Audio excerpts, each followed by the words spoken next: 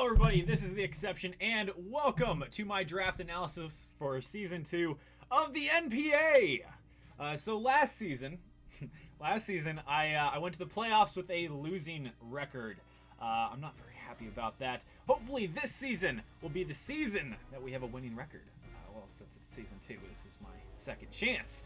We will see though. I'm aiming for that championship. That's actually going to be mine.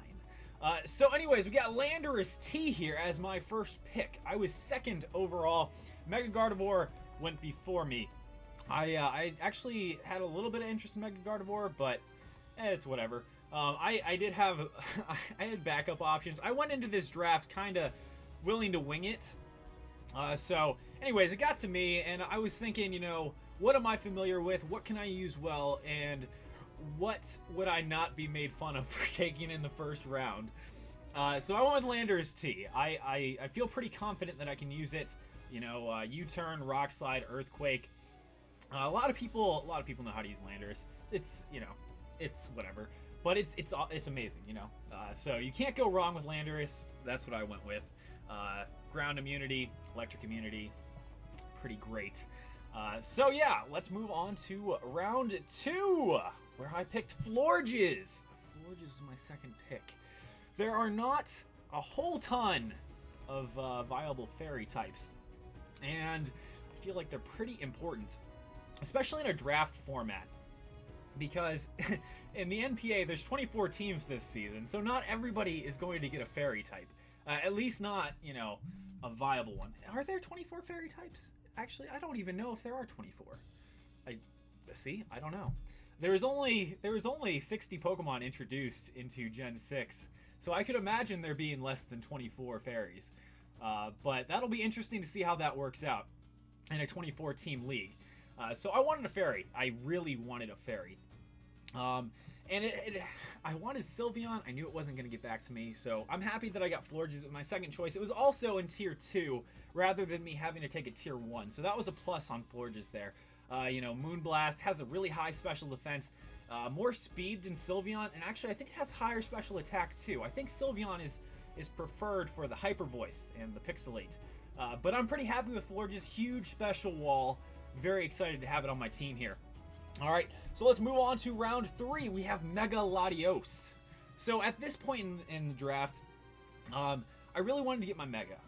For some reason, I was thinking, like, I want to, like, plan around the Mega. I don't want to have, like, to choose a Mega at the end and hope it fits in. So I wanted to get my Mega. And since it got back to me, I knew that it couldn't be sniped, because the person who picks after me and has 2 picks in a row, they had taken Mega Gardevoir. So I knew Mega Latios couldn't be sniped, so that's why I took Florges in round 2. It could have gone either way. I had this plan from the start when it got to me. So I picked Mega Latios when it got back, and I basically had 2 picks in a row from Florges to Mega Latios. Mega Latios, another huge special wall, very, very good. Special attack. Man, I'm forgetting its stats right now. I'm blanking. It's fast though. I'm excited to use it. My team at this point was starting to turn into like a special team. So I think my next pick is pretty physical. Let's see. Round 4, I choose Chandelure. That's not physical at all. I lied. What I wanted was Arcanine. I really wanted Arcanine so badly, and it almost made it back to me. Ah, man. I was thinking I have Landorus, and I was thinking, okay, I want to get some more physical Mons. And, well, if you have physical Mons, they tend to attract the Will-O-Wisp. So I wanted a Flash Fire Mon. Arcanine would have been pretty great. So I took Chandelure. It was my second choice. Arcanine was really the only Pokemon that got sniped for me in the draft. It was the only one I felt like I really wanted on my team and didn't get. But Chandelure is good. It's very slow, so I'm worried about that. I also haven't used Chandelure very much. But we'll see how it goes. You know, just throw a Choice Scarf on there, and it should be pretty decent. Has a very high special attack. You know, the Flash Fire ability is going to be nice. So we'll see where that goes. I really hope I didn't make a mistake in it. I can always make some ad drops or trades if needed. Chandelure, I'm shaky on, but yeah. Anyways, I'm okay with the pick. Let's move on to round 5. I hope I'm saying these rounds correctly. But round 5, we have Doublade or Duoblade. I don't know. Sometimes I mispronounce Pokemon names, but anyways, Duoblade was my round 5 pick. Yeah, round 5, if I'm reading my stuff correctly. And Duoblade, I wanted some physical bulk at this point. So I have Florges and I have Mega Latios. Those are special walls. And so I was thinking, all right, I want a physical wall. And I had been thinking Mega Aggron earlier. But since I went Mega Latios, I can't obviously take another Mega. And I actually think Mega Aggron might have been drafted before this point. Doesn't really matter. Duoblade, great. You throw an Eviolite on there, bam! It works. It just works.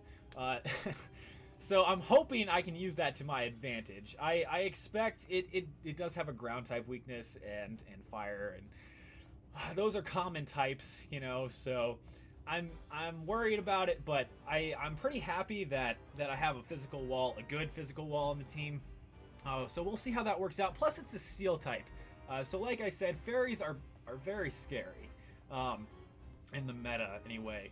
You know, they overpower dragons, and it's fairies are not fun. You gotta have a steel type if you're facing a fairy. So there's my steel type. So yeah, let's move on to round 6. Keldeo. I didn't plan at all on taking Keldeo until it got to me. I almost felt pressured to take it because at this point, it says it's tier 4. It's not tier 4. It was my free pick. It was a tier 1, and it was my free pick. But anyways, it doesn't really matter. Keldeo, it was in tier 1. It was one of the last remaining tier 1s left. I didn't plan on taking another tier 1, but it got back to me, and I was thinking, can I use that? And I came up with a decision that possibly I could, and I didn't want anybody else to have it. So I took it, I snatched it up, and it was mine. So we'll see how Keldeo works out for me. Again, I don't know how I'm going to use it on this team. I was thinking I wanted a bulky water type at this point, but there's not very many bulky water types left, if any. And Keldeo is sitting there. It's not really that bulky at all, but I think it could do good things. It can do great things. We'll see. So let's move on to round 7. Bam! Scavalier. I had a Scavalier last year, and it did not steer me wrong. Scavalier, I'm just realizing that the tier... Can I point? All the tier things over here, they're not correct. Ignore the tiers, but these are the orders of my pick, I guess. Anyway, so a Scavalier. I had it on my team last year. Pretty great physical attacker, super slow. It can be kind of defensive. It can outlast some things. So I'm happy with it. It's got bug steel typing, which is nice. Different fire stuff coming at it. But hopefully I don't have to deal with that, you know? Hopefully I just have a great physical mon that can do some serious damage, you know? I'll break some physical walls, scare out some psychic types, or some fairies. Either way, I'm excited to have him back on my team. Scavalier is the only Pokemon that made it back onto my team, and I'm pretty happy with him. So, let's move on to round 8. Round 8, we got Jellicent. So Jellicent, I was looking, at this point, I was like, alright, so maybe I should look into actually getting a bulky one. Right? And I know Jellicent doesn't have that much bulk, but I feel like every time I face it, it is the most bulky mon I have ever faced. I hate Jellicent so much. I just hate it. I don't like playing against it. It bugs me. I think it's because I always forget its typing. You know, it's Ghost Water type. I always want to think it's like Dark Water type or something. But anyways, I chose it. Hopefully I can do some work with that. I don't know. I'm right now I'm realizing I don't know a whole ton about these mons. I'll have to do some research so that I know more. But happy with Jellicent. Hopefully it can help me out on the team here. And let's move on to round 9, Shuckle. So, Shuckle. Well, I wasn't sure at this point in the draft what else I wanted. I was looking at some stats on Cerebi, and, well, Shuckle, I don't know how good it is in the draft format. I don't know. But I've had trouble against Shuckles in the past. If Shuckle gets set up, it takes so much to take it down. It's just such a pain. But it also works as like a sticky web setter, because it can set sticky webs, and it can also set stealth rocks, I believe. So, good setup mon. It can also be, you know, used to stall ish. So we'll see how that goes. I don't know how often I'll use it, but I felt like it could be a good addition. It can work well, not that it will. So I'm happy with that, and let's move on to round 10. Round 10, I sniped everybody's pick, the Ditto. Ditto. I was surprised that it was there, kind of. Ditto is interesting because technically Ditto is every single Pokemon. It can be anything you want it to be. The only downside to Ditto is that when it copies stats, it only copies, it copies everything except for HP. So it kind of limits you into using a Choice Scarf. Otherwise, you're going to come down to a speed tie, and that could end up badly. But the good thing is, you know, if for say I transform into a beautiful, majestic Mega Latios, you know, some kind of sweeper mon or whatever, you know, it has a Choice Scarf now, and it can just sweep, bam, bam, bam. Does so much work. I'm not sure how often I'll use it. I'm excited to try it, though. So we'll see how that goes. Ditto. I was happy with Ditto. Ditto sort of like, it saves my team, I feel. You know, in case I don't know what to bring, just throw Ditto in there and hope it works out. Alright, and my last pick was Bouffalant. Alright, so, I don't know. Last year, people kind of did silly picks for their last pick, and some people sort of tried to do that, I guess. I don't know. I wasn't thinking silly when I picked Bouffalant.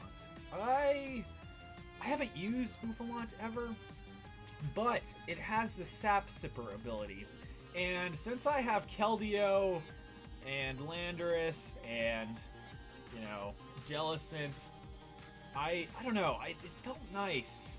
And plus I'm facing a Mega Sceptile week 1. So there were considerations for what I should draft in this last pick.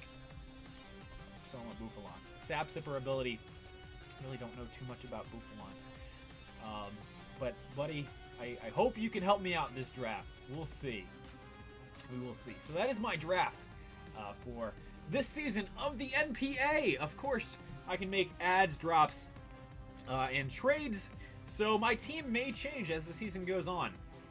I don't know when the trade deadline is. I think we have five potential switch outs. You know, we can do 5 moves, either ad, drops, or trades. So we'll see how that shapes the team, if at all. Last year I didn't make any trades or ads or drops, so I'm not sure if I'll make any this year. But you know, I'm open to it. I'm open to some trades. I'm open to seeing, you know, different possibilities if there's something there. We will see though. So Landor's team, my first choice in Tier 1. All right, we got Tier 2 Florges. Tier 3, I don't know. This is where the tiers start getting messed up, I think. Tier 3 Chandelure. Duo Blade, I think, is Tier 3. Keldeo, Avalere, Mega Latios, Jellicent, Shuckle, Ditto, Bouffalant, and that is your Tampa Bay Luxrays for this season of the NPA. Thank you guys for watching this draft analysis video, and I'll see you guys week 1 when we face Key Darkness Dragon. Peace out, everybody.